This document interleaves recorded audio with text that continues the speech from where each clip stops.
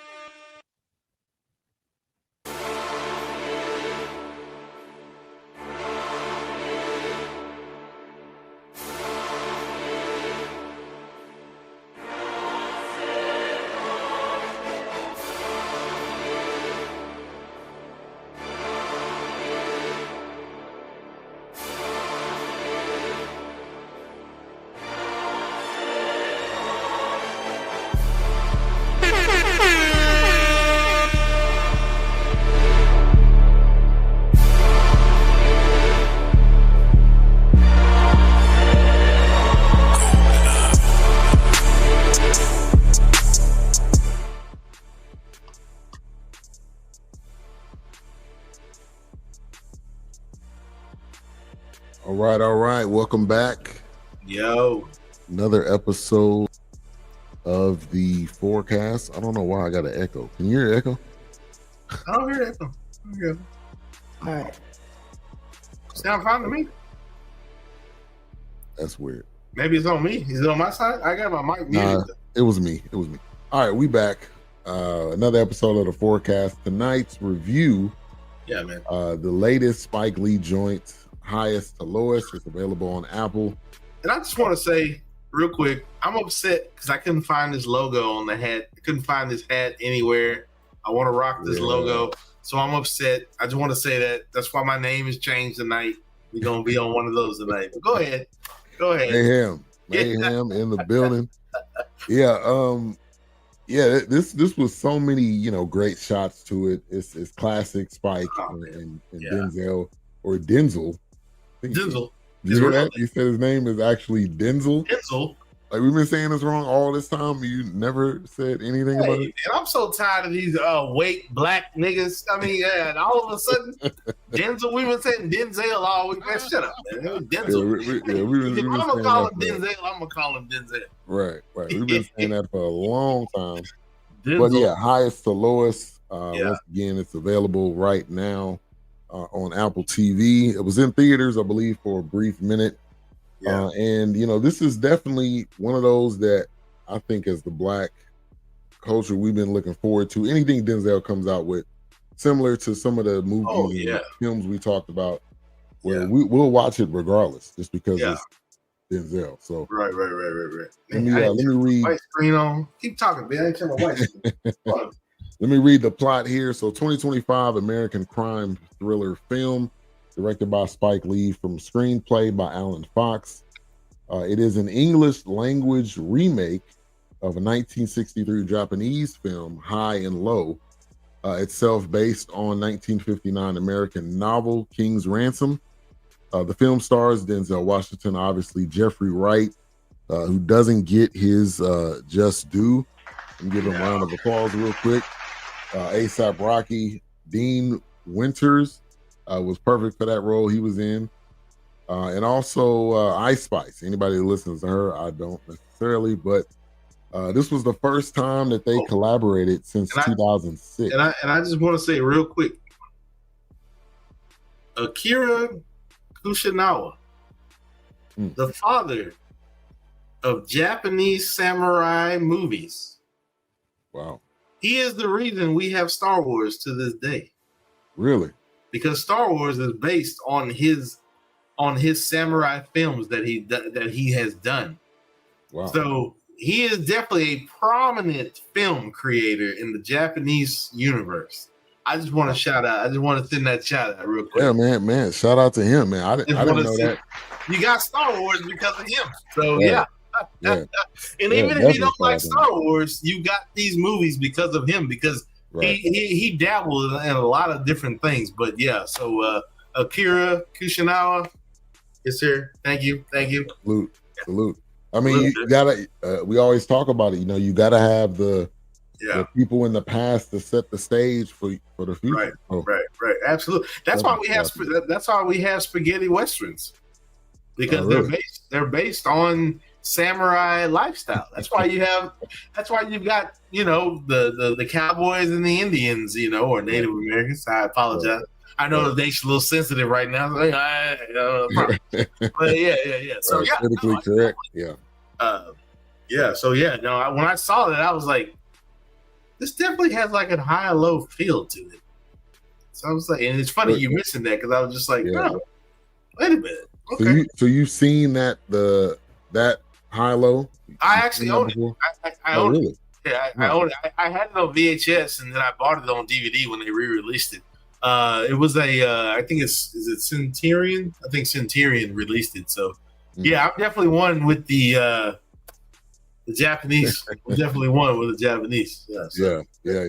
I know you are. That's right up your alley. Oh yeah, that's in my wheelhouse right there. Right there says it all. Hey, we got exactly tattoo, baby. Let's go. I mean, it's like I'm one with the people. So yeah. We have to put that graphic up one day. Just so people can see because the other arm will have to be Japanese Afro centric, because they sent us around the world. What can I say? Right. So, but we've been around the world, really. So let's just But anyway, that's a different show. Sorry. All right, man. So initial thoughts. I was looking forward to this. Again, this Denzel is Spike Lee. Normally what they come out with is great quality. I don't think we've seen, probably the Five Bloods was probably the last thing we've seen. I don't think we did we review that one? I don't think we did. We didn't review it, but that was the last thing we seen from Spike. But that I know of. Classic Denzel, man, with the waves. I'm assuming this was some type of toupee or something that they had on. But that man thought he was on Training Day set again or something. I don't know, man. For real, man. I really enjoyed this. I mean, there were some things that I was kind of like, whatever. But I was looking at it once again, like I've always said, we watch movies fast. When we first see it, and it's from one of our favorite artists or favorite director, we're watching it fast. You're watching it. You're not slowing down to catch the nuances. You're not slowing down to catch the things that. When I have to honestly say, when I watched this whole movie, I'm gonna pull a A-trap right here. I wasn't even paying attention to the actors that were in it. I was paying attention to the background. Yeah, like what kind of pictures were hanging on the wall. Yeah. What kind of books were stacked on the shelf or on the table? What kind of music did they plug into certain situations? So, that I watch all my movies like that, especially knowing the history of the writer, the director, the lead man, the lead woman. A lot of history. Yeah, I'm looking for the history. I'm looking for the nostalgia. I'm looking for the Easter eggs, as they use now. I enjoyed this to a degree, and I feel like for me it didn't let me down, because knowing Spike a little bit, he's gonna sprinkle a little jazz in there. Oh yeah, he's gonna sprinkle a little New York history in there. He's gonna sprinkle some trauma in there, because maybe this got swept under the rug because this brother got killed on 86th and whatever, so it's one of those things where I definitely enjoyed it. The jazz, of course, it caught my ear. I was just like, oh, they got the bass, they got the upright basses playing, got the jazz going. So of course I've listened. It was to the point where I listened to over like 72 hours of nothing but just like, wow. After watching this, I listened to like over 72 hours of just bass, upright bass jazz, because the way the setting was and how it was presented. But just to kind of get me in that space, how is he approaching it? But I liked it. I enjoyed it. A24, not over the top crazy. Right. It wasn't. This was more of a Spike A24 because A24 go see Opus on HBO Max. Yeah, that's A24. Go see Uncut Gems. Yeah, A24 sometimes real then because A24 will go out there. So they will go all the way out there on the ledge. They insane. So I thought it was pretty good. I enjoyed it. I mean, like I said, the jazz reeled me in. Definitely upright bass, a lot of upright bass music. Shout out to Ron Carter, IRP, old school. But it was definitely throwbacks. And so, kind of with the opening, it was a song, "Oh What a Beautiful Morning." So I did it on my phone, and I looked it up, and it was actually this guy.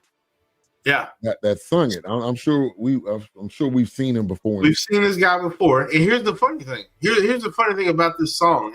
And like you did. So that song was in a film called Oklahoma. I was raised on watching Broadway and Oklahoma and Anchors Away, My Boy, and Fred Astaire and Bob Hope. My mom, Judy Garland. That's what was in your face at the time. Right. So I had to figure out why was this song picked. Yeah. And the reason why it was picked, because when you read through the synopsis of that song, it talks about how, he was kind of like surveying the land that he had inherited. Mm. And so when he was looking back, he saw that those things were good. Yeah. Then, of course, now you've got to turn it to King David. Right. David King. Yeah. He's surveying the land in front of him that has been so good to him, has been cultivating. So why not take this song, which was based on pretty much like, I've settled down in Oklahoma. The corn is as high as the sky. Things are good. We're living lavish on the land. So obviously it's a perfect segue into why this movie kind of started off the way it did. So, and also shout out to my mom. I know she's not watching, but raising me on these movies and watching these movies, I didn't get it then. Like, Mom, why are you watching these boring white people? But whatever. But anyway, Oklahoma was a big movie because it was a Broadway theatrical kind of thing. So Oklahoma was significant, but we definitely had our hands in it. So as a Black community, we were in there. Yeah. Didn't show us on the scene too much, but Old Man River, that's from that movie. So it's a big song. Yeah, and we've seen that in films. Like they're doing a play of Oklahoma in a TV show or movie. So that just tells you the reach that it's had for absolutely. And that's why I have to watch Spike, because Spike, he'd be like, Yeah. My homie, what's going on, KK? Yeah. So they had the opening song. I'll just say the music at certain points was just like too much for me. I don't know if it was because the music was so overly theatrical. It didn't match the scene in some moments. Now, the beginning, obviously, I think that was a great opening. But it was at different points where, I had in my notes, like the music is a lot. But that's signature Spike, though. And see, I think that's what happens with, I have friends that say, how do you listen to that jazz that's just scat jazz? I was like, your brain has to be in shambles already. So my brain is already in shambles. You got to be in the mindset to be ready. You got to be in the mindset of what they're trying to do there. So it's like that scatter jazz, that quick jazz, that rapid fires. I mean, I got it. But yes, for that scene, it's for that moment. It's just like, this is not really fitting. But and the switcheroos, that's classic noir. That's classic French, Italian cinema. Yeah. See, Spike is a student of filmography. Yeah. He is a student of the game. Beyond what we give him credit for. Because as I'm watching that scene, I was like, how many movies have I watched where they bait and switch? Yeah. And it's probably an undertone for bait and switch how they've done the Black community, but we're gonna leave that where it is. Spike comes with that And every time it's gonna be HBCU in there. If you remember, the detective was like, "Yeah, I went to Spelman." Exactly. Like he always throws in And that's the what nuggets for the I culture. love about movie watching. Yeah, When I watch a movie, and I've said this last week when we were watching when we were doing the Cowboys, yeah, I watch things because of the history that established that empire, or the history that established that album, record, hairstyle, clothing line. It's the history of how you got there is what I'm intrigued by. Yeah. So when I see that, and knowing Spike being a student of the art of film and imagination and writing, I love that. I love that. It's one of those things. And of course, my mom, my wife, even my daughter, they're like, you literally will walk out of a movie theater and you're already quoting like 5 lines from this movie. You just saw it. I say, because that's how I'm locked in. Like, I need those quotes. Those quotes I feed on quotes. I love that's how Coming to America was so iconic, because we say stuff to this day all the time. That's his Juices and Berries. Yeah, no, absolutely. Yeah, no, absolutely. And that's the signature of film. I love it. Perfect segue. That relationship between Denzel and his son Trey. So Trey, he plays basketball. That relationship, them in the car with the quick back and forth. I do feel, I want to get your thoughts on this. I do feel like they kind of rushed those one-liners, and maybe because they were kind of trying to set it up. But I think the setup was kind of quick, because we know they were riding to his practice, and he was like rattling off wisdom. You think that was a lot in that moment? Yeah, I think it was. I think it was a lot. I think it was on purpose. I think it was one of those things where, because first of all, he's a businessman. And he's done contracts, so all he knows is rapid conversation. Even when he was sitting down with his friend, he said, "Just say yes, just say yes." He's a rapid. Everything was rapid succession. Yeah. That's just what he does. So, but like his son was letting him know, he's like, "Dad." He kept saying, "When I come up from air," your son already knows what that means. Right, never. You steeped in this business, and I'm gonna need you to stop. It's me, your son. So yeah, had a lot of moving pieces to that, and it was definitely one of those, like, Denzel as a father in that role wanted to know, like, hey, do I have your attention? And his son at the time on big screen or small screen, he wanted to know, Dad, do I have your attention? Right. So it was definitely on purpose. They were definitely bouncing off of each other. Because it's just like, Dad, are you with me or not? Because I need this to go quickly. I mean, he was the same way. Hey, I got this girl. You need to listen to her. Right. Listen to this. He was like, you trying to get with her, or you trying to get with her? He was like, yeah, I'm trying to get with her. They were giving each other the same business. So it was one of those things where it was just like, yeah, it's in them both to pitch those things. So no, the son-father relationship was very significant, but yes, it was sped up, but I think it was sped up on purpose, because Denzel's like, look, I love you, son, but I really got to get to work. I got to move.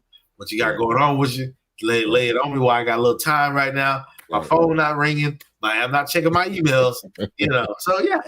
Talk to me. Nice. Talk to me real quick. Yeah. Absolutely.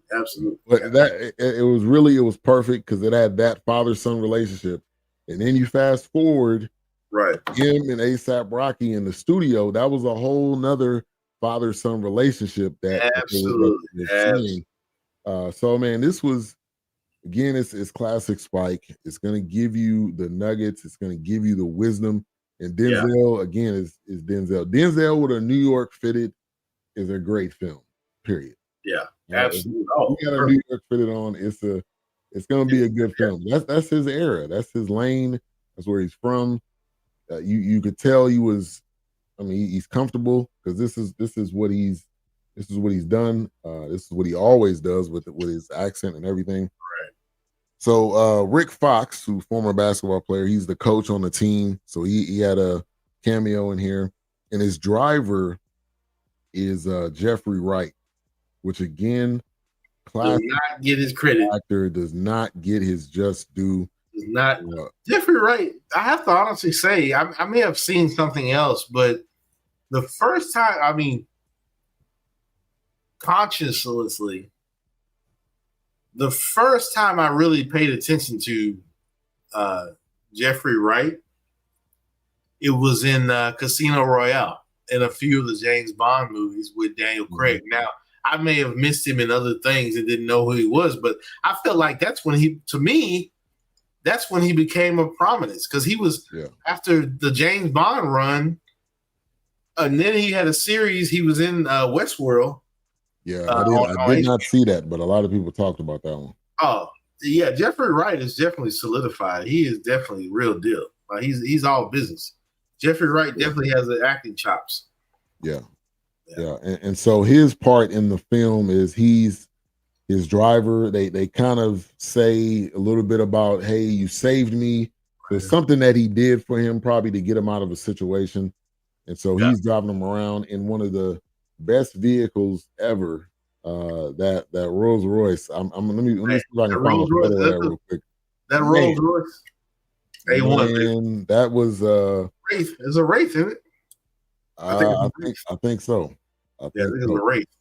But man, it was nice. They had a great back and forth, and I'm assuming I love the slight. They've done some films before. I love the slight Yankee blue color that Spike Lee weaved in there, baby. Speaking of the Yankees, they better get it together tonight. I don't want no trouble. Sorry. Where are they at, by the way? They're in Minnesota, man. They play Minnesota Twins, man. They better get it together, man. Are they in the playoffs? Or they 0-7, man. They getting cooked. Are they fighting for a spot, or are they already in the playoffs? No, they clinched. They clinched last, but they getting cooked by Twins right now. 0-7. They getting cooked. Hey, Rangers in the same boat. We trying to. That's all right. Y'all had some hurt. Y'all had some people hurt. Yeah. When I went to that Rangers game, I was like, y'all got some people hurt. I get it. Yeah. But I'm gonna try to find the photo of that. But that was the perfect car to have in that film. Oh, it was perfect. And the fact, and see, that's another thing that's always stands out for me. You have this one vehicle that's always, it's in the background, but it becomes a staple of the movie. Right. Because the Wraith was like his office. Right. And if I'm correct, it looked like a Rolls Royce Wraith is what it looked like. Yeah.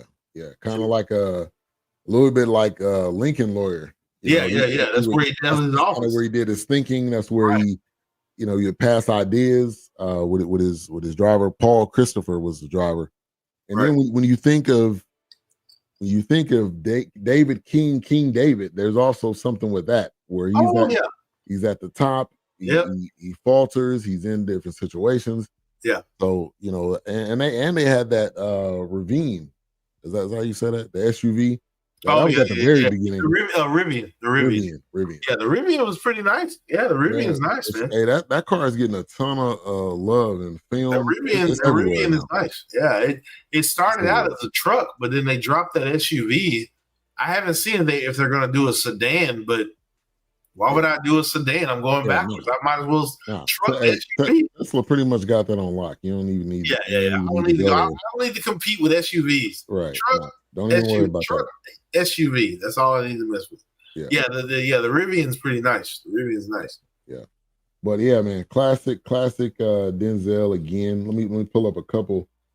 This photo right here. This is like Denzel 101, Spike Lee 101 with the lighting behind. Oh yeah. The face. I mean, he's and I was like, we almost made it through the whole film, and I was like, is he gonna do the speeding chair? Because that's his thing.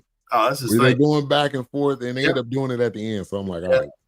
Don't let me down, Spike. You got to do that in every film. He does it in every film. Of course. So basically, he owns this company, Stack and Hits Records. Yeah. Which, when I looked it up, they're saying maybe that's a parallel to Stack Records, just to give them. Yeah, I'm sure it is. I'm sure. Which has an amazing museum in Memphis. If y'all haven't checked that out, a ton of great stuff. Yeah, that's why I said about Spike. He's like Quentin Tarantino. He's like Martin Scorsese. Yeah. He's like he's that guy. Peter Spielberg. Is it Peter Spielberg? No. It's not Spielberg. What's his first name? Spielberg. It's not Peter. But let me see. Oh God, it's not Peter. I said Peter Spielberg. It's definitely not. Nah, it's not. It's not Peter, but it's. I'll look it up. But it's definitely one of Steven Spielberg. Steven. Peter. Good Lord. Steven Spielberg. How did I get that wrong? Don't sue me. Sorry. Just had a 50th anniversary of Jaws. Matter of fact, yeah, it's one of those things where he's gonna do. He's in that conversation. Spike Lee, I don't care. I don't care what nobody say. Yeah, I don't care what you want to say about it. He's in that conversation. He's one of those directors. He's one of those artists. I mean, he's gonna be live even when he goes out in public. The suits that he wears. I mean, hell, they even had him Penny Hardaway. He was doing. Penny Hardaway commercials. Yeah, right. I was like, come on, man. I mean, it's Spike Lee, so he's the man. He's the sign of the time. So it's definitely he's one of those. I hope he drops another film. Of course, I think this is supposedly him and Denzel's last. Yeah, last hurrah together. Yeah, so I don't know. We'll see. But Denzel supposedly, I've heard it's official. But he's supposed to be in the next Black Panther. If that's still, that's what I heard. Thing. Because they tried to link him to Magneto, but don't do it. Don't do it. Well, okay, we'll see. Well, the reason they want to link him to Magneto is because I don't want to see Magneto acting like Training Day out here because I want to see Magneto. I really want to see that. Nah. The reason they linked him to Magneto because they thought, well, because Magneto is based on Malcolm X, that would be a prominence to. Yeah, that would be a. If he's in the next Black Panther, I'm sure Ryan Coogler will. Oh yeah, to me, that would be better because Black Panther is still on the rise. X-Men, they trying to dig from the ground. Yeah, they try to start from the reset. One of them where you're trying to reset the next Black Panther definitely will, and of course. I don't know how you don't bring Angela Bassett back, but whatever. But they're talking about the guy from Snowfall, Damon. I think it's Damon. He'll take over as that's what they're saying. That's what they're saying. But they can do it because the thing. It's just like what they. And I know we're getting off on a different subject. Yeah, no, it's just like Batman said. Batman isn't one. He's an idea. Right. The Black Panther was an idea. There have been many. Even Killmonger was the Black Panther eventually. Right. So it's definitely one of those things. It's definitely one of those things where it's doable. So we'll see how they tie it in. But I don't mean to get too far off. So. Yeah, no, that's all right. It all ties in together. Yeah. So they. He's working on this deal. He owns a record label. He's got other people involved. And so he's deciding if he wants to sell it or if he wants to buy his partner out. So he comes to his partner like, all right, I'm going to buy you out. And so that was the plan. That's how it was going to go down. I didn't even know he was in trouble like that until they got to that part. Yeah, until they got to that point. Yeah. So, I mean, they rushed it to the kidnapping part. It seemed like it was like within 15 minutes of the film that they got straight into that. So he comes to his partner. He's like, all right, let's do this. Then he comes home to his wife and he's like, yeah, I told you not to make this donation because I'm working on this deal. And then he ended up getting this phone call saying his son was kidnapped. So his son, Trey, and the other Kyle, who's his driver's son, Paul Christopher. So he both of them end up getting kidnapped, and then they end up letting Trey go. So it was kind of like it's a ransom type thing. The kidnapper knows that he's got money. They got right into that. And then I was thinking like, okay, so you immediately get into like, let's bring in the whole team. I'm like, this stuff don't happen that fast. Now, maybe if you got money. I mean, it was like 30 minutes, and like the whole team is at the door, and I'm like, hold on, man. I stopped. It don't happen that fast. Hey man, that's too quick, man. Hey, Spike, chill out, man. Dial it back a little bit. Yeah, I mean, it was just like, I guess it was to the point where maybe he was established. Like, I mean, I think he had his reach. But here's the thing, though. I think I don't say we. I speak for myself. I think what they're trying to allude to, if he's David King David, then you've got to be like at the royal and scepter. As soon as something happens to the crown, immediately the throne is being tested. Yeah, it's at your beck and call. Like as soon as whatever I do, he was royalty. Yeah. He was basically like 90s Diddy with Bad Boy, whatever Bad Boy was putting out, 112. Oh yeah, total, absolutely. Whatever it was, Biggie, whatever they were putting out, it was gold. It was definitely. Do you know who I am? Situation. Right. Yeah. Right. So I think they had to do that. They had to play into the name, the persona. David King David, Mr. King, Mr. David. So yeah, no, they called him everything, and then right. Exactly. I don't know what yeah. They called him everything. Real quick, while we talking, here is one of the photos, probably at like a premiere. I think behind Spike was Denzel's wife in it, and then this was at the in the Canes. And he got the Mets colors on right here. That's the suit from Malcolm X. That's what it looked like. Yeah, zoot suit. Yeah. I didn't look her up, but who's the lady that's playing his wife? I didn't even look her up. Yeah, let me get her name. She didn't seem familiar, but I didn't even think to look her up. I hadn't seen her. Her acting was pretty good. Yeah.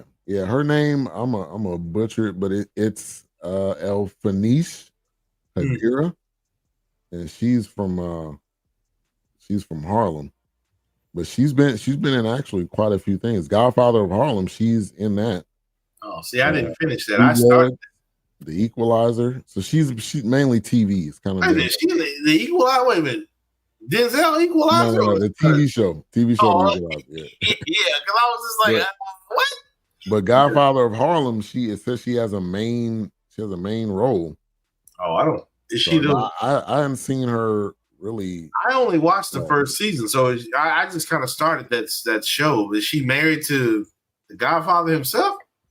I never heard of her. Yeah, I never heard of her before, but it looks like it says Mamie Johnson, so maybe she is married to. Oh, maybe. Oh, you know what? Now that I think about it, maybe that I remember him. Bumpy's wife. Yeah, it's probably Bumpy's wife. I do remember her briefly, so okay, I didn't recognize her, but. Okay, cool. All right, I get it. Yeah, but she killed the role, and again with Spike, he's gonna dig in his bag and get some of these actors that we don't know a lot of, like the character Trey. I haven't seen him before. Got Ice Spice in the film. You know, he's trying to pull at that young. Yeah, you gotta try to pull at the young audience. ASAP Rocky, which was his acting. He did pretty good. I think he did. I think he did all right. Yeah, and he was in another one called Dope. I think it was called Dope. It was a film probably a few years ago. When I seen that, I was like, wasn't he in the movie that we reviewed with Jeffrey Wright? Yeah. He was in that. Yeah, he was. What was that? Was that movie called Monster? It was called Monster. Yeah. That's what the guy that was like Jeffrey. That was the son's friend. Yeah. They end up like setting him up. He ended up going to jail. Both of them going to jail. I was about to say, I think he did all right. I think he did good. Yeah, I think he's becoming one of those. Next time, bring your wife. Multi-talented, right? Exactly. Yeah. You could have put Rihanna in there. Yeah, man, bring your wife next time, man. Hey, you ain't gonna. Maybe she didn't want to be in it. But ASAP Rocky he was in Dope. That was his first film. He was Monster, like we talked about. Yeah. A Man Named Scott. It's a Kid Cudi film. If I Had Legs, that sounds like a Kid Cudi film. Kid Cudi. Yeah. I had to watch that. I don't know. I had a Man Named Scott. I hadn't heard that. Yeah, and this is a film. I don't even know what this Is it about that blue Scotty? They ain't talking about. I'm just saying. Scotty, beat me up. This is a psychological comedy drama. Oh, Rose Byrne, Conan O'Brien is in it. What is this? I have to find that somewhere. Yeah, I had never heard of that. Yeah, I hadn't heard of that. Scotty, sound like somebody that stay high on that Scotty.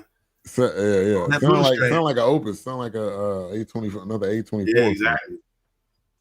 But so yeah, A$AP Rocky playing one of the characters. We'll get to him in a minute. But so they end up kidnapping his driver's son, who is Kyle. And I really wanted to touch on this because, like, obviously, if it's your son, you can do whatever you got to do. You got to enter that account. You can do it. But this is his driver's son, which is his friend. Yeah. And then they're like, well, just give him the money. He was like, well, hey, hold on. That's like my son now. It's different now. The stakes are different now. You talking about 17.5. I don't know, man. I don't know, Paul. I don't know, Paul. So, I mean, if this was your closest friend, would you, if you had it like that, would you give up the 17.5 million?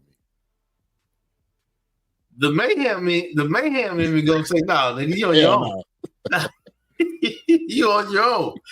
But the David in me, the Welks in me gonna be like, we gotta get your boy home. We gotta get your boy home. Yeah. But the mayhem in me, nah, bump what you talking about, bro. Hey, nah. What? Yeah. Matter of fact, give me a new driver, man. Get this dude out of here, man. Get this dude out of here. Yeah. Yeah, he got a record anyway. Get this bum out of here, man. Right. Yeah. But but you know what? You know what it reminded me of, that relationship? It reminded me of the new Fresh Prince of Bel-Air relationship.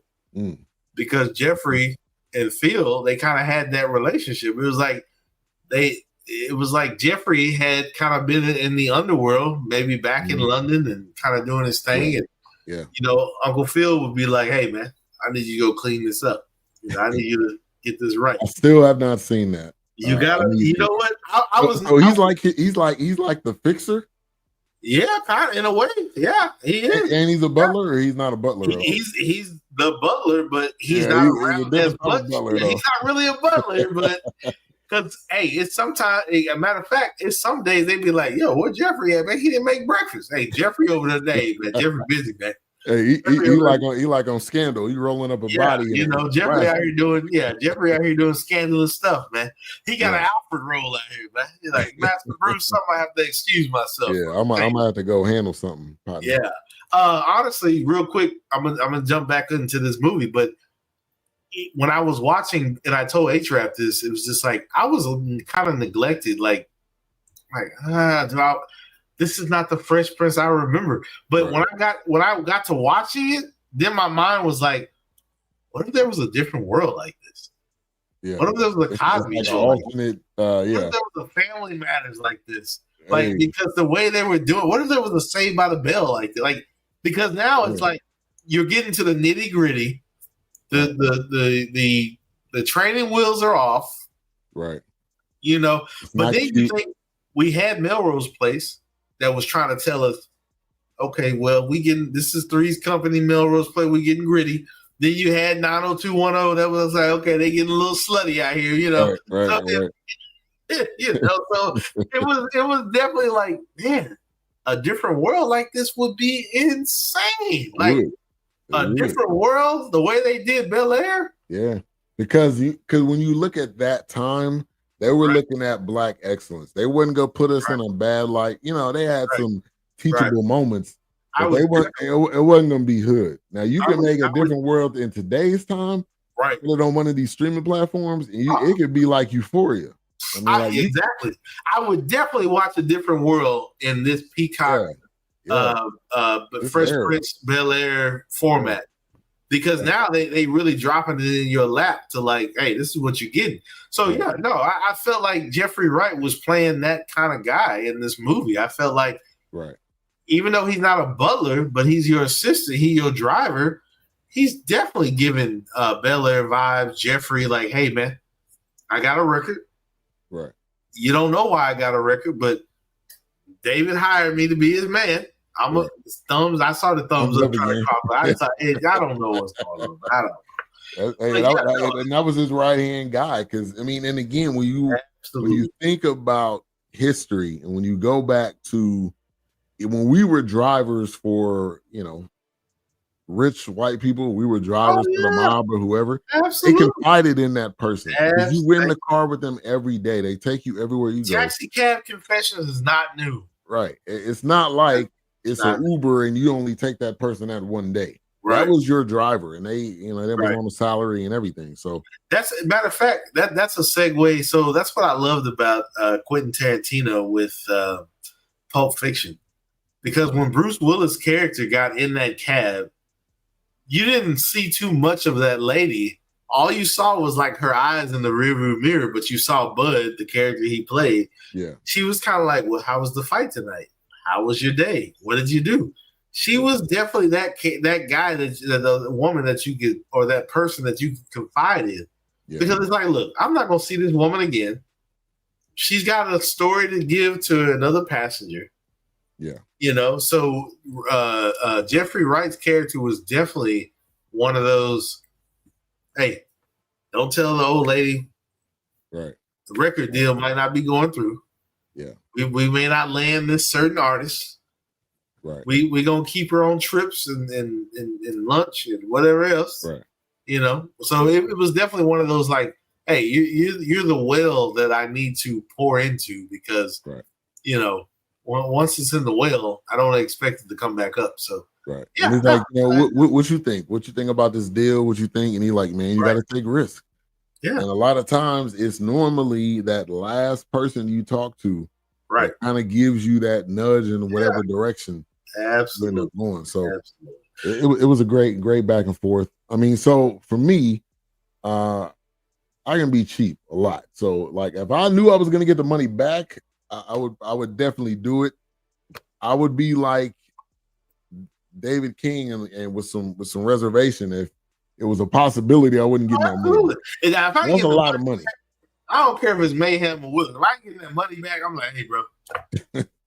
I don't know. You got to make something happen. Man. Yeah, man. I don't know what to tell you, man, to give me that money. Yeah, man. I know you're on parole, but you're gonna commit some crime. You got to do something. And he even said that. And he was like, man, I'll pay you back. And he was like, nigga, how you gonna pay me back? You ain't got no job. You ain't got no job, Tommy. 17? Tommy, you ain't got no damn job. He said 17 what? 17,000, 1,700. What are we talking about? You don't pay back no 17.5 mil. Boy, get out of here, buddy. That was a real moment, because it's different.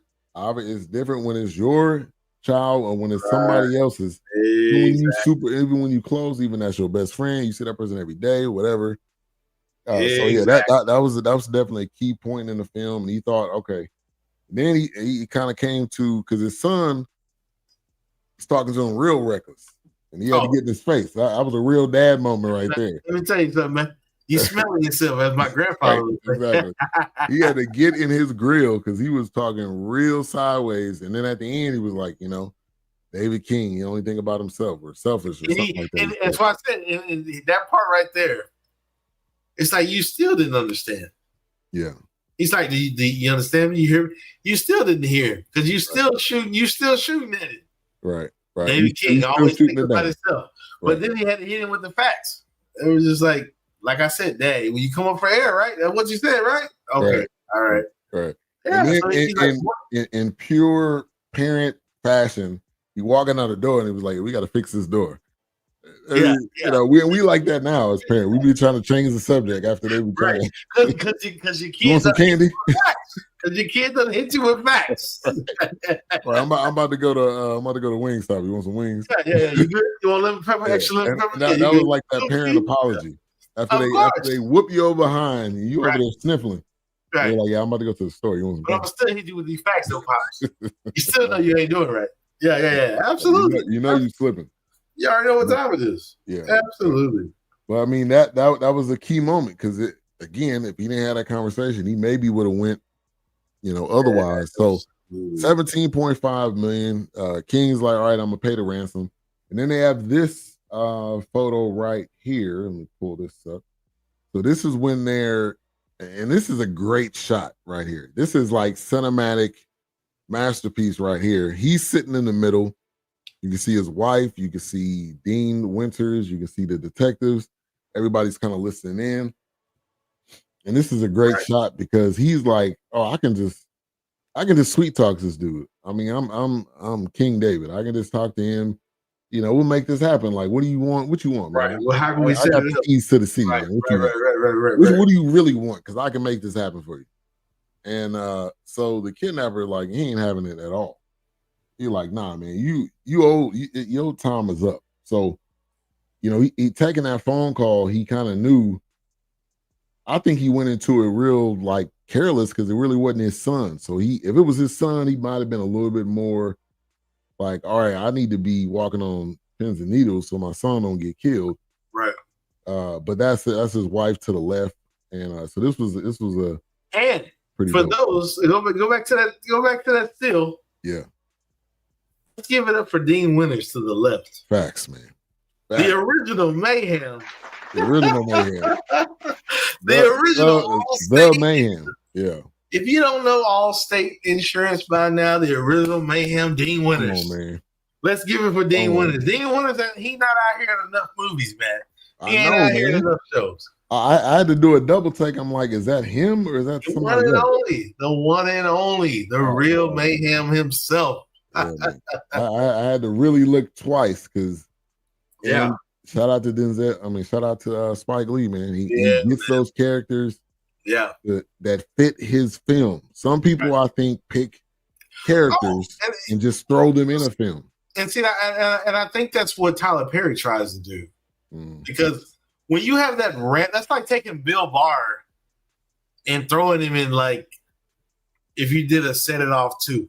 Yeah, right. What the hell do we have? First of all, why do we have a Set It Off 2? And why do we have Bill Barr? Right, exactly. Then you know that's not gonna work. Yeah, that ain't gonna work at all. I mean, even though Dean Winters was playing the edgy cop, he was taking shots. He was, he was a little racist. I'm like, yeah, he was. He was right off the bat. I was like, I ain't got to tell you. I know you from. Yeah, I know you, man. Yeah. So, absolutely. Yeah, no, I think that's great. I love to see it, and I think that's what Spike Lee does. I think he, like I said, he's a student of the acting world, of film and photography. Like, you don't have to be a 5-time Oscar, 2-time Grammy winning.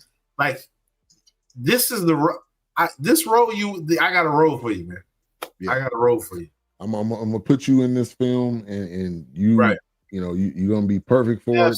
I'm sure he's got his way to sell him, on the film, and then also he's got later on in the film, our guy standing next to ASAP Rocky. Yeah, from New Orleans. He was in one of the Katrina documentaries. Yeah, Wendell Pierce. Yeah, man. Who's another, and he's kind of got his.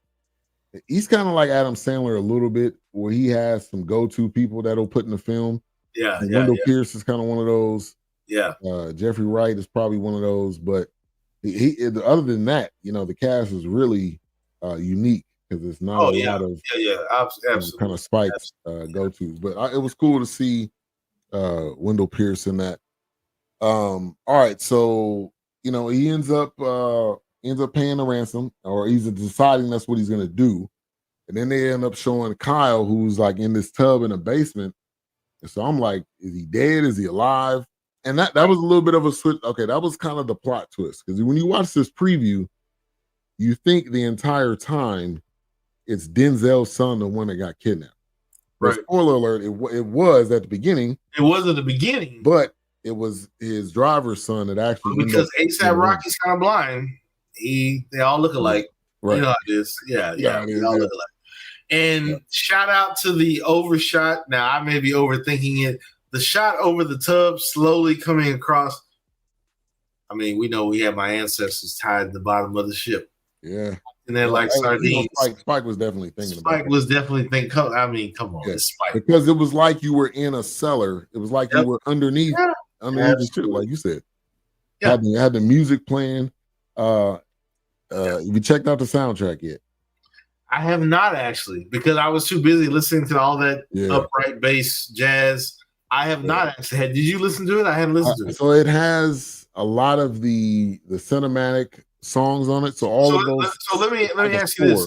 Let me ask you this, because you have the the original score soundtrack, and then you have the theatrical soundtrack. So do they have one or two, or they just mix it together? Yeah, they mix it together. So the two A$AP Rocky songs are the only actual songs on there.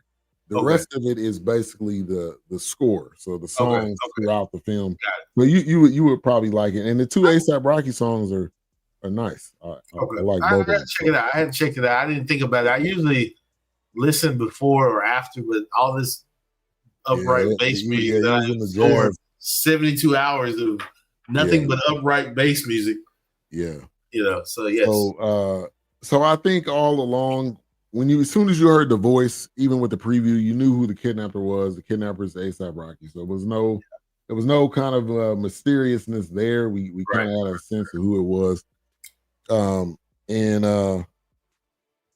He ends up going on the train. So that was part of it. They had to go on the train. Denzel in the Yankees Fitted, man, is classic. I don't care what film it is.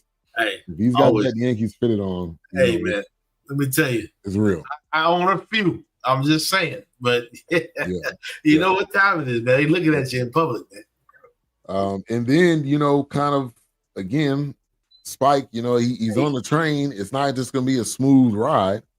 Bro, of course not. The Yankee fans are on there, so now it's like, and that guy, the Hispanic guy, he's been in a Spike Lee film before, right? Yeah, he's been in it before. I've seen that guy. Yeah, I'm trying to think if he was in Do the Right Thing or if he was in something. Oh, I wouldn't doubt it. I didn't look up what, but trust me, he's not new to Spike Lee. He's not a stranger at all. Yeah, he's definitely not new. So yeah, him. Let me see. Let me see if I can find his name. But yeah, he was on the train. They're doing their chants and classic. And then he pans over. And they're doing, I think it's the Puerto Rican parade. Yes. And you got Rosie Perez, another classic actor. So he's doing this. He's paying homage to those. Oh, yeah. And in a big, huge Puerto Rican lifestyle community that has always been present in Harlem and around New York. Right. Very, very significant, very, very staple, anchor, cultured. So yeah, New York is definitely a melting pot of the different cultures, but heavy in the Puerto Rican community. Yeah, I love to see that. Ramos was in there when they were at the parade. So again, it's not just, and this is Spike Lee again. It's not just we're doing this plot and story. There's going to be some pieces over here that you're going to see, and then he had a classic artist. I don't know if I put his name down, but he was playing the piano and. I was at the Puerto Rican parade, which that was some really good music, perfect for the film. I think this is Eddie Paulamary, I believe, is the guy that was doing his thing throughout. Yeah, he appeared in the film performing multiple songs while film alternating between his performance and an extended action sequence. This film was appeared before his death. Actually, he passed away August 6th. So rest in peace to him. Oh, wow. Yeah. But a great way to do it, man. I haven't been in New York, but I do know it's like a lot of areas. December. Yeah. December. I know you can take some good pictures too, man. I got to get the shots. I can't go to New York and not get the shots. I still, excuse me, I still have the ones from. Oh yeah. I still have the ones from when I went to Washington, Maryland. I got to edit and get them posted. I'm so behind. Yeah. So behind. I got to get to the editing program going on my Mac. So big. But showing the Yankees, the parade, and then he ends up dropping the bag, which was kind of an interesting scene. Somebody pulled it, I guess, and then the bag ended up dropping.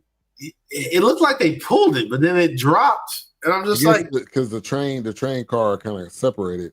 And the bag just ended up dropping down. So then it's like, okay, you assuming he got the money. Dean Winters is trying to chase him in like a comedic style, running slow. I lost it. It was like he finally catches the guy, and he got a bag of tampons, and he's all pissed off. Are you serious? Is this what you do? I'm like, bro, you switching bait. Classic switching bait. Classic switching bait. I can't tell you how many movies I watched that had the switching bait. Yeah, I was like, that man, that's something real ideal. Yeah, that was an ideal scene. You kind of figured it wasn't going to be easy. They wasn't going to catch him. You know, that was pretty common. So, you know, it wasn't a surprise there. And then they end up trying to find the bag, and then they end up chanting on the train. Yeah, Boston pulled the emergency brake. Yeah, Boston pulled the emergency brake. Yeah, exactly. Let's go. That was comedy. Yeah. Again, Spike is just a creative genius. One of those geniuses of our. Will not leave me alone. I have a guest. Right, chill out. But yeah, man, one of the genius filmmakers of our era, up there, like you said, with Scorsese, absolutely, all the greats. Why not? Why can't he be in that conversation? Yeah. Steven Spielberg, Martin Scorsese. I mean, he's in. Spike Lee has established himself. You know, 40 Acres and a Mule is a production. I mean, Ryan Coogler is creeping into that area. Yeah. I mean, he's gleaned a lot off of Spike too. Absolutely. Why can't he be in that conversation? Why is he not in the Kennedy honors, you know, when they do the honor? I mean, it definitely. I don't know if they honor like directors or writers, but I know they do musicians and stuff like that. But yeah, no, Spike definitely needs to be in that conversation. I just told my wife, and I told somebody else, I was like, man, I need to go back and rewatch Malcolm X. Man, I was just telling my daughter that the other day. I did not watch Malcolm X in a long. That's a family watch right there, because it's so much that he did it right. You know, a lot of, like A-Trap always says, you can do a documentary or a film. It's gonna have to be multiple parts because people live different lives. Oh, absolutely. Yes, he's got what's the oh gosh, I just said it the other day. Yeah, he's got the movies that Gina was in one of them. I can't even think of the name of the movie, but he's got those early movies that he's done. But Malcolm X, for some reason, Mo Better Blues and all those, which I think wasn't Mo Better Blues at A24. Right. I don't think so. That was 1990. Yeah, no, because A24 wasn't around just yet. But it was that was one of his early. Yeah. But you've got these movies that he's done, but then you got Crooklyn out there, and then you've got but Malcolm X is a true testament. It's got staying power. Yeah. And I really need to go back and do that movie justice. Like, I need to rewatch that movie. Yeah. I literally probably haven't watched that movie since the 90s. Yeah, my parents had that on VHS. They probably still have it. Even the cover it was just X. It didn't even have the black cover. It didn't give you X. Right. It didn't even Now I need to go back and do myself justice and rewatch that movie. Trying to see real quick where you can watch it. You may have to go buy it. I don't know if it's streaming. I don't know if it's. I don't know if it's streaming on anything.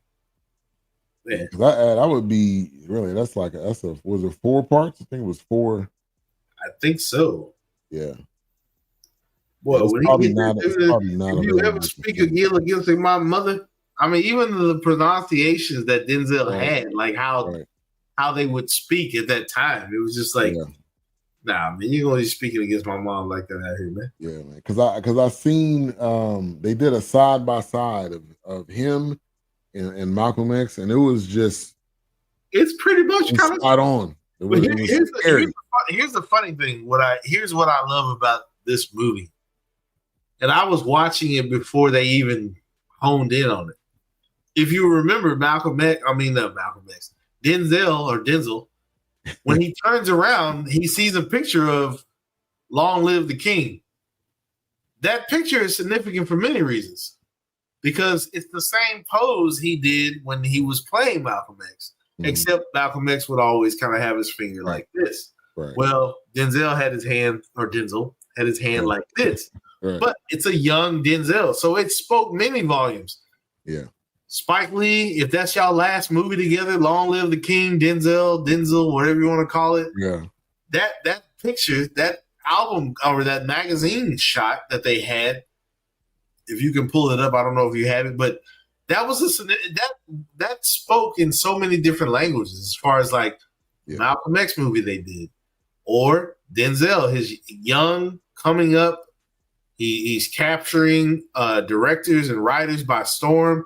I mean, Denzel in the 90s, killing it. He's a runaway train, killing it. So what this picture is him as Malcolm X? There's a look at the picture of him as Malcolm X, where he's, the classic. He's kind of got the fingers on the side of the temple, and then look at the picture that they had in this movie. If you can find those two together, "Long Live the King" on the magazine. But it was definitely paying homage to himself, kind of like, Spike Lee saying, "Hey, man, I would not have another muse.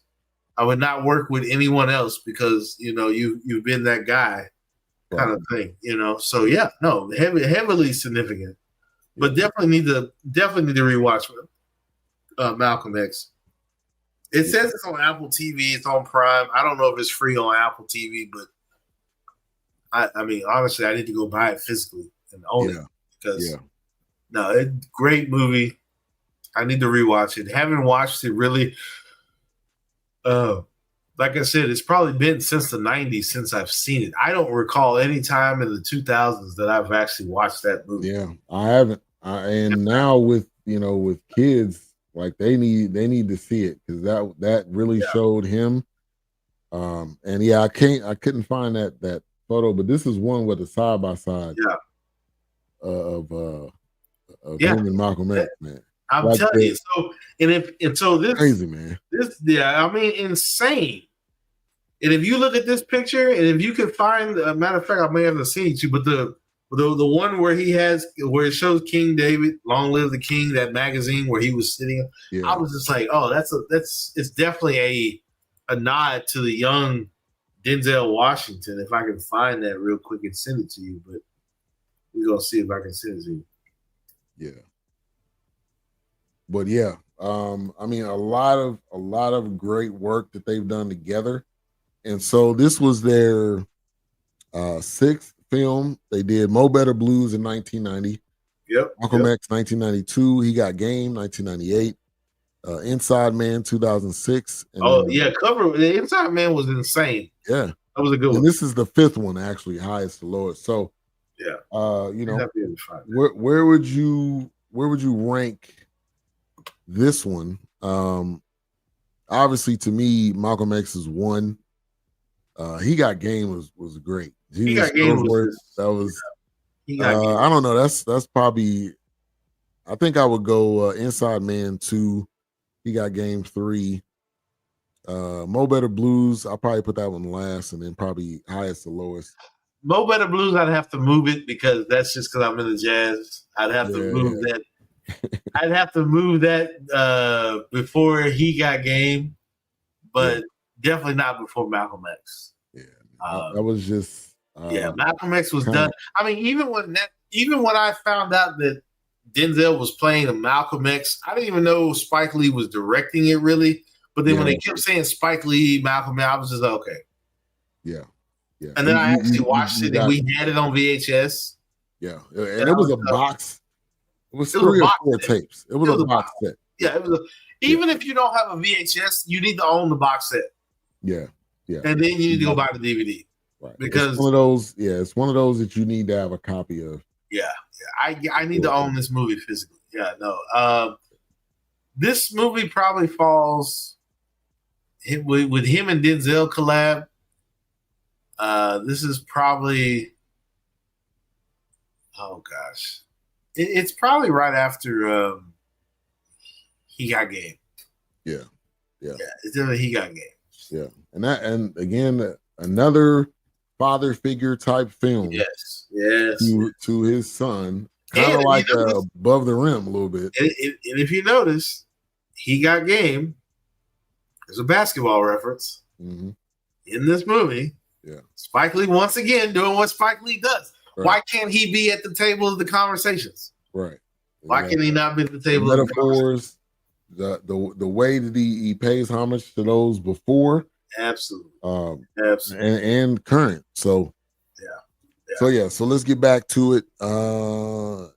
Did you peep? Okay, so there, he ends up dropping off the money, and then Wendell, what's his name? Wendell, not Carter, but the guy I showed earlier, Wendell from Louisiana. He comes up and he's like, "Well, they're starting to say this is fraud. So like you took this money that was for you to buy back your company, and you doing this with it.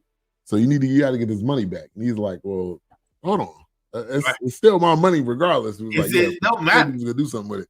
Yeah, you do what you said you was gonna do with it." So hey, that threw him for a loop, but I'm sure it would have threw anybody for a loop. Oh yeah. But it all just started going south because now he's got to try to find this guy, and he ended up listening to the song. So Kyle ends up coming back, the one that was kidnapped, because he ended up giving him the money, and he wanted it in Swiss francs. Like, so you can leave the country? Stop, bro. Swiss francs. He was in the studio when he found him. Like, come on, man. You would have had to get out of there immediately, man. How you find me? Hey, obviously, I mean, you got. Well, you ain't hard to find, man. Your data voice is on everything, man. Yeah. As they say, your digital fingerprint is on everything. It's everywhere, man. It's everywhere. And he ended up taking the bracelet, giving it to his girlfriend. So he immediately, when he came to the apartment, did you peep that the apartment number was 824? I did. You come down, you know me. You know I'm looking. You know I know you've seen that. You know I'm looking. Of course, it's 824. Of course. I mean, even the pictures in the background where I saw you had it looked. I couldn't figure out who I know it looked like Cannonball Adderley. That may have been Dana Washington or Diane Washington on one of them. I was looking at everything. I mean, the pictures in the back, James Brown. Oh yeah, he was like, "What we gonna do, James? What I'm gonna do, James?" Yeah. I mean, pictures of Jimi Hendrix, and the ultimate. So when Jeffrey Wright was sitting down, and Denzel was sitting to the left, the lighting hit the TV like a constellation. Did you catch that? Yeah. But when I went to Google Lens the constellation, I could not tie it to a real constellation, but that was the point of the lighting, the warm light on the TV screen. It was supposed to have been a constellation, because in that conversation, he asked him, he's like, "Which way should I go?" And we know back then constellations were always a map to like which way would I move. So yeah, once again, Spike Lee. Yeah, like I said, when I watch movies like this, and like I said, this guy, like even if it's Martin Scorsese, if it's Spielberg, Spike Lee, it's like, or Quentin Tarantino, it's like they connect. And what's popular now is that universal stuff. It's always, did this happen in the same universe? Was this? It's just like Game of Thrones and House of Dragons. Right. You're gonna watch something, and you're gonna draw a parallel and be like, "Man, that was in Game of Thrones." Right. Or man, that was in the House of Dragons. Because that's what they do to keep you hooked. That's what they do to keep your mind racing.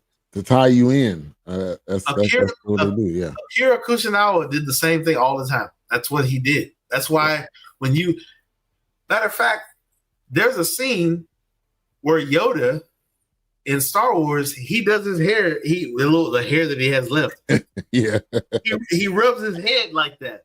But that's from the Seven Samurai. That's an Akira Kurosawa. The guy, the old man, he does the same thing. He does the same movement where he does a little comb with his house. Like, you got to catch those nuances. Yeah. Those are those Easter eggs, like we always talk about. Like I said, you're paying homage to those that came before you. Right. So it was kind of like Yoda, like trying to figure out, well, damn, we know who the Sith is, but I'm tired, man. So we're gonna figure out. So I love seeing stuff like that. So it's definitely it's greatness, man. This is This is when you put a film together, all the pieces come together, and you watch it all the way through. I mean, I would imagine. I can't imagine him watching his film back and him editing it and missing a inserting moment. certain things. Yeah, there's no way he's missing a moment. Right. Because your true fans are looking for that. I know me as a film watcher, I love that stuff because it's just like, or even if there's a missed opportunity, I'm like, right. You could have did, yeah. You could have added something in there, yeah.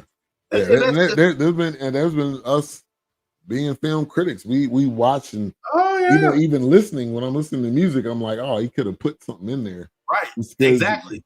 You listen to it so much, you're because he knows what his fan base wants. Right. Hey, when I listen to West Side Gun, when I'm listening to West Side out here, Benny the Butcher, when I'm listening to these guys, hey, I'm like, man, he could have had a moment where he could have had Chris Jericho on the track. Well, you know what I'm saying? That's just me, but you know, man. I'm with you. I'm with you right there. Yeah, man. All right, so he's going to try to find, and his name, A$AP Rocky's name in the film, probably one of the worst rap names I ever heard. Young Felon, like that's the one down. So you could have come up with a better Felon. You asking better for rap name, but then again, is that a Spike Lee twist? Maybe you are what you eat, kind of thing. Maybe he was a felon. you pick Young Felon as your name, and now you're doing a time. So once again, which yes, to your point, terrible name. Yeah, but there's probably some meaning behind it.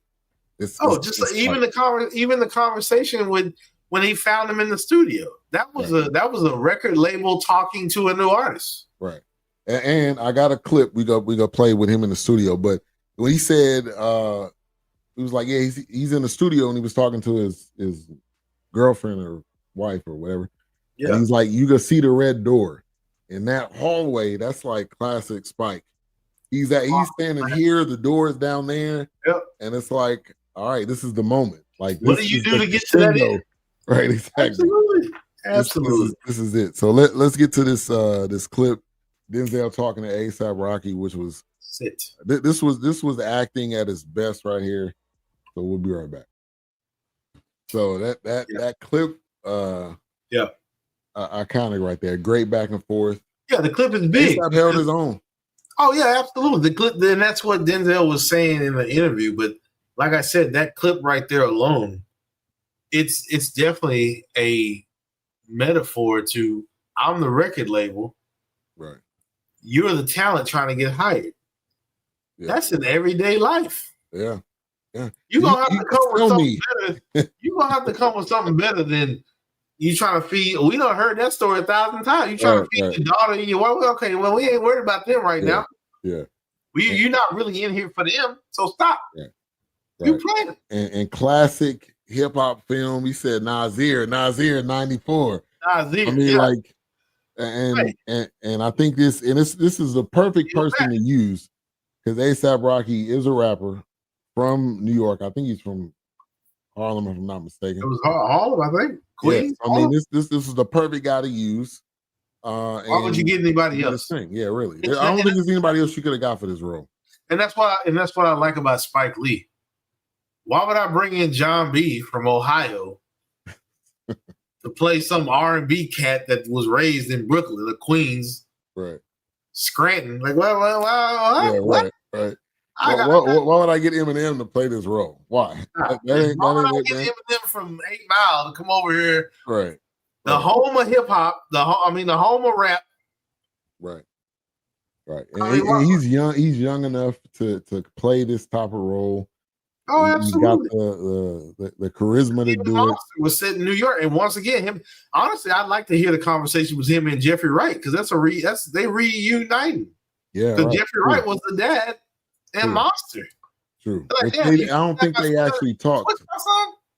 Right. Exactly. And what Jennifer Hudson was the wife. Jennifer Hudson was the wife. I would have loved to heard the conversation between Jeffrey Wright and A$AP because they were in Monster together.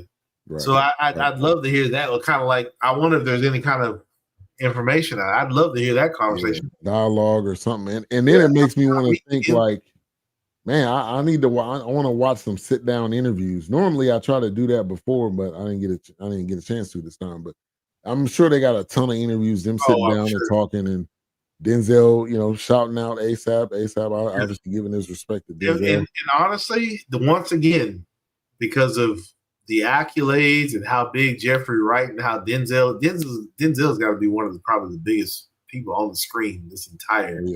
Oh yeah. So it's another Eddie Murphy situation. You take the back seat. Yeah. And you let the up and coming talent, the future, you let them kind of walk away with it. And it's like, hey, I've been here. I've already done. Hey, Sidney Poitier has already blessed my kind of thing. It's right. like, right. I've been to the mountaintop. Right. I don't been there. Now it's my opportunity to reach back. And that's how I feel about it. Anytime I watch an Eddie Murphy movie going forward from here, it's like Eddie doesn't. It's just like Eddie doesn't need that accolades because we know who Eddie is. That's how I feel about Fubar. It's like it's Arnold Schwarzenegger. Like stop. Like he's. It's not even. It's not serious. Like it's not. Right? I can't take this serious. I mean, hey, this just for y'all to get, man. I done been here. I done had the action movies. One of the best up and coming comedians, Fortune Femster, who's in that. Yeah. She. I'm not gonna say she up and coming. She been around for a minute right now. Yeah. Oh yeah. Had a couple specials, but this is that dialogue between him and ASAP Rocky was perfect. It was like a father son. It was like, look, I'm trying to give you an opportunity, that you can get away. Give me the money back. We can go our separate ways. I can even help you, because then later on, you fast forward and he ends up shooting at him, and they end up chasing. He ends up finding them. Right.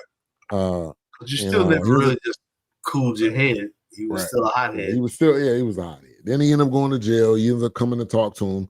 This is kind of like towards the ending of it. And he's like, yeah, so now, my streams is up. So now you can sign me. You're welcome. He's like, nah, man, it's too late. You shot at me and ran away. You're not supposed to let me hire the guy that shot at me. What? Right. Nah, stop. Right. It's too late. Which that could have went either way. You could have been like, I mean, you in jail. You what do you probably had $25 life. You in jail. I can make millions off of you. Right. But all money ain't good money, like you said. Exactly. Classic line. Hey, you locked up. I can go ahead and drop a new album. Oh, what's that? I got your rights. You done signed over your rights. I got all the music, unrecorded music. I don't release. Yeah, I got you. Right. Yeah, stop. Right. Exactly. Chill out. Exactly, man. So last thing I'll mention is we as a culture, we have this thing where you do a crime and we all know you did the crime. And the first thing somebody say is free young felon. Like he stole the money. Like what is it with that? But you did a crime though. Yeah. Free young what? We like to say free this person, but if this person murdered 3 people, he ain't getting out. All right. It ain't no free. Yeah, now, if he was innocent, that's different. There's a reason why I did it, because the system wouldn't let it. It's a different scenario if he didn't do it. I'm all for like free this person because they didn't do it. They don't need to deserve to be locked up. But if they did it, like, come on, what are we doing? Yeah. We got that bad with that as a oh, absolutely. We will not like allow somebody to just deal with the consequences. You did something, you knew you did it, and whatever your reasoning was, you still did it. So there ain't really no freeing you until the end. So, and then at the very end, he ends up starting his own label, ends up signing an artist, which wasn't that great. Like you mentioned that she was all right. Song was straight garbage. Maybe he was trying to look out for it. It seemed like his son was going to be partner and his wife was going to be partner. But yeah, I wasn't blown away. At first, I was like, what is this Ariana Day? What is this? Making? I was like, no. This is what are we doing with this? Yeah, this is trash. I was like, okay. And the piano got chords and strings from the piano. Like, stop. I was a little bit reaching. Okay, A24, Spike Lee, calm down. Like, did you try to reconnect me to? Nah, stop. You got a whole orchestra in your penthouse, man. Right. Yeah. And then they end up doing the video at the end. and that's where the lighting in the background. Let me pull that photo back up. That lighting in the background and Oh yeah, basically young felon is doing his premiere video. yeah. And then they got the moving, the moving. I don't even know what you call that, but the moving chair, Yeah, or the rolling chair. yeah. It's that. like It's that one shot, but it's that kind of typical. They did it in Crooklyn. Oh yeah. It's he does it in. I think he did it in Malcolm X too. Yeah. Higher learning, not higher. I want to say higher learning. It's not higher learning. What is that movie? School Days. School Days. I think he did it in School Days That too. was probably. I think that was one of his first films. Yeah. But yeah. That one scene shot. Because when the girl was like going down the street in Crooklyn, and the hazers were messing with her and the heckler everybody. Yeah, it's that typical like. It's before GoPro was popular, kind of thing. Right. He was doing his own GoPro basically. He was zooming in and zooming out, but it was this was a solid film. Let's get into some final thoughts. It's definitely looking forward to this one. This was on my list. This is just one of them films where I knew we was gonna review it regardless, just because it's Spike and it's yeah. Right. But yeah, I enjoyed it. I'm not gonna say it was one of his best, but I would say they still got the juice. They could still, do something else if they wanted, but they still have that chemistry, and you could definitely tell, on film. So for me, I'm gonna give it a 3.5. That's about where I'm at. I'm not gonna say necessarily anything. Oh no, it wasn't. It was solid. But same for me. 3.5 mics. By the way, High and Low is on HBO Max if you have HBO Max. But yeah, nah. But yeah, no, it was definitely when I watched. I mean, I didn't come away like I knew it wasn't gonna be like. You know what it reminded me of? It reminded me of that one Denzel movie where he played that lawyer with the big afro. What was that? Oh yeah, what was that called? It was like. It felt like that. It was a name. Let me see. Esquire something. Yeah, like something Esquire. It felt like that. Ramon something Esquire, I think was. Yeah. Did we review this movie? We didn't review that movie. Did we? Nah, I don't think we did.